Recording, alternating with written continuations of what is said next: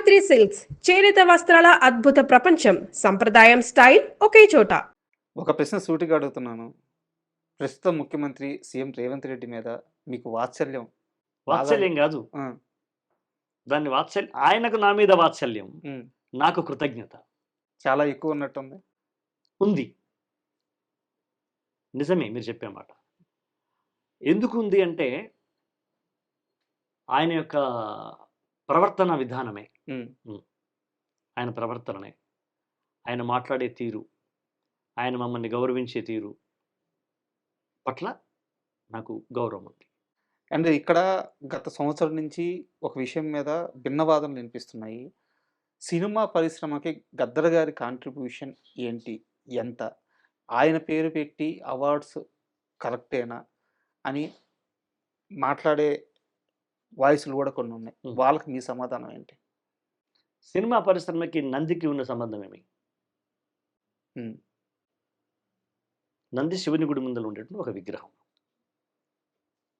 ఆ నంది అవార్డు అనేది ఒక ప్రెస్టీజియస్‌గా ఉంటుంది, ప్రతిష్టాత్మకంగా ఉంటుందని ఆనాటి మేధావులు, ఆనాటి ముఖ్యమంత్రులు, పెద్దలు, ఐఏఎస్‌లు వాళ్ళు నందికి ఒక ప్రత్యేకమైన, అది శివుని గుడి ముందు ఉంటుంది కాబట్టి దానికి ఒక పూజనీయ స్థానం ఉందని అప్పుడు దాన్ని ఎన్నుకున్నారు ఆయన. సరే. ఈయన ప్రజల్లో ఉన్నటువంటి పూజనీయమైన వ్యక్తిని అవార్డీ పేరుగా ఈయన వీళ్ళ ప్రభుత్వం కావచ్చు, అక్కడ ఉన్న మంత్రిమండలి కావచ్చు, ముఖ్యమంత్రి గారు కావచ్చు తీసుకున్న నిర్ణయం అది. దాన్ని కాదంటానికి ఎవరు? అవర్ ఓన్ మినిస్టర్ అయ్యా, is the chief minister of Telangana. He can decide. You must follow. Who are you to say to? No SP Balasubrahmanyam గారే గద్దర్ గారి పాట విని మొదటిసారి పాదాభివందనం చేసినాడు. ఎందుకు చేసినాడు? ప్రజలు ముఖ్యం మిత్రమా, ప్రజలు ముఖ్యం. ప్రజల హృదయాల్లో నిలిచిపోయినటువంటి పాత్రత గద్దర్ గారిది. అయ్యో, ఆ విషయంలో అసలు నో డౌట్ కదా. నో డౌట్ కదా. అది దేశవ్యాప్తంగా తెలిసిన విషయం కదా. అలాంటి వ్యక్తి పేరు మీద ఇవ్వడం అనేది తప్పేమి? ఎన్టీఆర్ పేరు ఎందుకు పెట్టినారు ఇవాళ? ఆయన యొక్క అంటే ఓన్లీ నటుడేనాయన? Is director, is writer. ఒక విప్లవం తీసుకొచ్చినాడు రావణ పాత్రకి, దుర్యోధన పాత్రకి. ఆయన కెరియర్, ఆయన పేరు మీద అవార్డు అంటే కేవలం ఒక నటుడుగానేనా? ఆయన ముఖ్యమంత్రి, ఈజ్ ద చీఫ్ మినిస్టర్ అబ్బా, ఆయన పేరు మీద చేసినాడు. అది కరెక్టే కదా. అది కరెక్ట్ అయినప్పుడు గద్దర్ అన్నది కూడా కరెక్టే కదా. కరెక్ట్.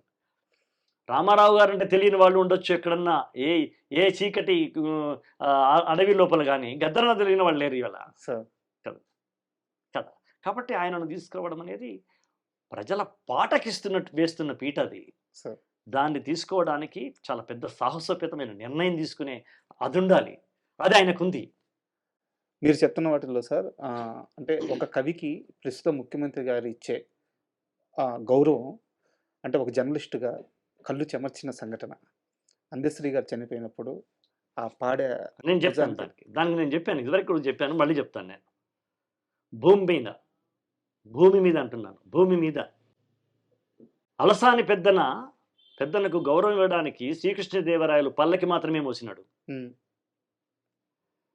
అందశ్రీ పాడే మోసినాడు రేవంత్ రెడ్డి గారు. మాకెందుకు ప్రేమ ఉండదయ్యా?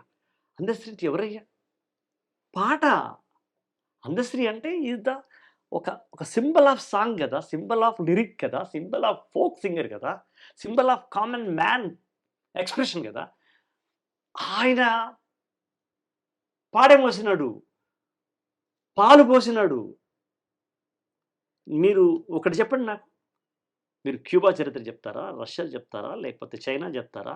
ఒక కవికి ఆ పాలకుడు నోట్లో పాలు పోసి అందశ్రీ అని చెవి దగ్గర పిలిచి చేసినటువంటి ముఖ్యమంత్రి గురించి మీరు ఏ ఉదాహరణ చెప్పగలరు రాజా? మీరు లేదు కదా. అందుకు నేను గౌరవించొద్దు?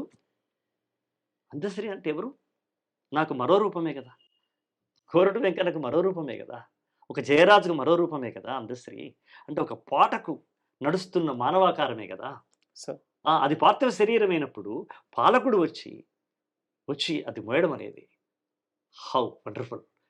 చనిపోయేటప్పుడు కూడా ఏ దృశ్యం నీకు ఇష్టమైంది అని అడిగితే ఎవరైనా అందశ్రీ పాడే మోసిన రేవంత్ గారి దృశ్యం నా కళ్ళలో నిలిచిపోయిందని చెప్తాను నేను. నేను కవిని. నాకు రేపు ఈ అవార్డులు నేను వస్తాయని భావించట్లేదు. వచ్చిన వాటికి కృతజ్ఞత చెప్తాను కానీ రేపు ఇంకేదో వస్తాను కూడా చెప్పట్లేదు నేను. నేను నా కవులకు, నా పాటల తమ్ముళ్లకు, అన్నలకు వాళ్ళు ఇస్తున్న గౌరవం, చనిపోయిన తర్వాత వాళ్ళు ఇస్తున్నటువంటి గౌరవానికి నా హృదయం కదిలింది. That's my personal. వేరే వాళ్ళు ఒప్పుకుంటారా ఒప్పుకోమంటున్నా మనకెందుకు? ఎవరి ఎక్స్ప్రెషన్ వాళ్ళు చేసేటువంటి స్వేచ్ఛ రాజ్యాంగం మనకిచ్చింది. నీ అభిప్రాయంతో నేను విభేదించవచ్చు, కానీ నీ అభిప్రాయాన్ని నువ్వు స్వేచ్ఛగా మాట్లాడుతుంటే వద్దనే హక్కు నాకు లేదుగా. అట్లాగే నాకు రాజ్యాంగం ఇచ్చినటువంటి స్వేచ్ఛను నేను ఎక్స్ప్రెషన్ చేస్తే వద్దనే అధికారం ఇంకెవరికే లేదుగా. తిట్టేవాళ్ళు తిడతారు. ₹1,00,00,000 ఇచ్చింది కాబట్టి మీకు రేపు మీరు ఈ ఇంటర్వ్యూ వస్తుంటే కింద మీకు వస్తాయి వరుసగా. ఏమైనా వస్తాయి ఎరికైనా ₹1,00,00,000 మాట్లాడిస్తున్నాయి అని ఒక మాట వస్తుంది మీకు ఐ డ్రీమ్స్ లోపల కింద వాళ్ళ కామెంట్స్ లోపల. నాకు తెలుసులేరా ₹1,00,00,000, నాకు తెలుసులేరా నీకు అదేంటి నారాయణ రెడ్డి గారి అవార్డు అని కింద వస్తూ ఉంటాయి. I don't care. కానీ 60-70 ఏళ్ల క్రితమే కోట్ల రూపాయలు వదులుకున్న కుటుంబం కదా. ఎస్, కాలం చాలా గొప్పది రాజా. ఒకసారి కిటికీ మూవీ పడితే అంతకన్నా పెద్ద సింహద్వారం తెరవబడుతుంది. దానికి లేట్ అయింది. అది మా నాన్న తరంలో కాకుండా నా తరంలో వచ్చింది.